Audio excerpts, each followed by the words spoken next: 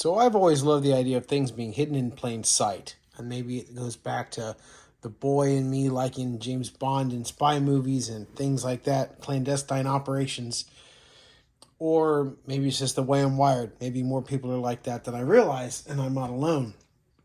So I got this box, Milwaukee case, and it says 1/0 to 750 MCM copper bushing kit. So I got at work a couple months ago. The boss bought me really nice present a wire stripper, electric wire stripper for you see 1/0 to 750s.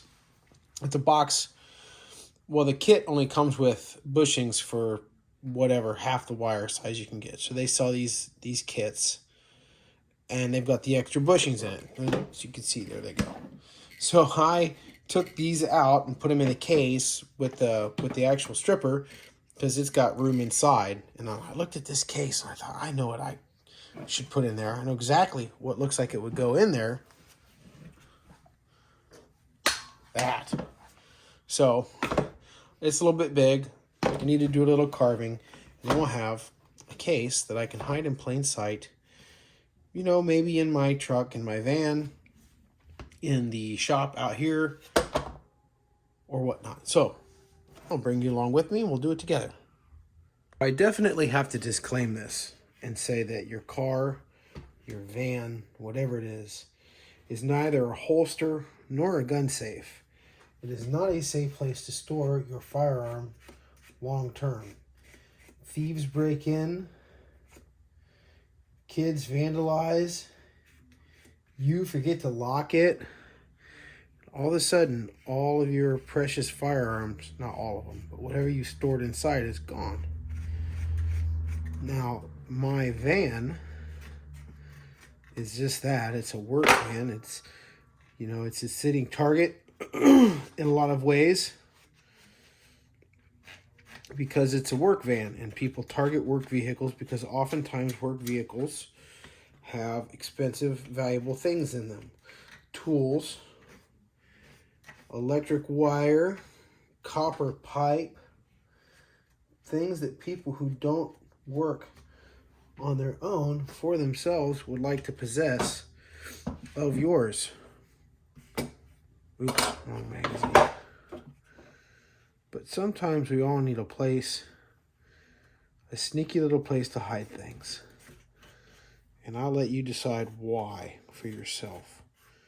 You might need to do that. All right, so there we got marked out, and you can tell. So if I close this up, I don't need to cut that much fat foam out. So what I'm going to try to do is cut this tight and then not go the entire depth down. And we'll see. I may not be able to do that. I'm just going to use a razor knife and see how I do.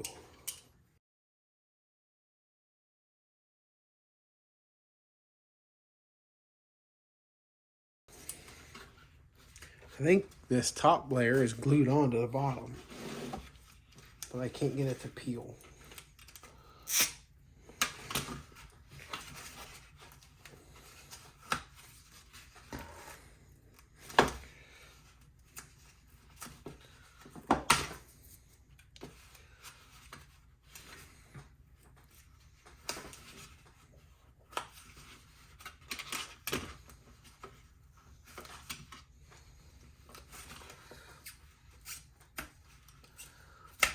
Rough on the old blade, that's for sure.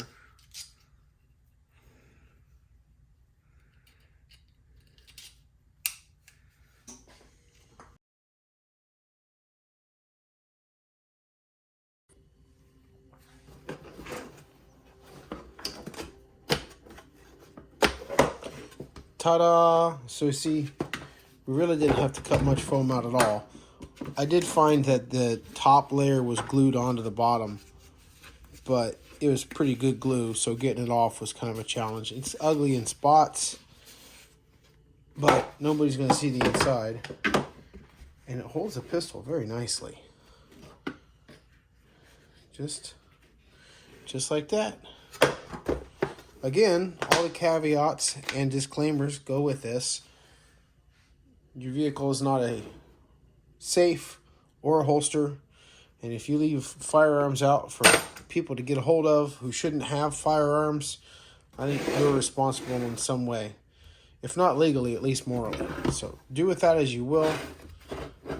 Sneakily hide extra spare emergency backup firearms where you can.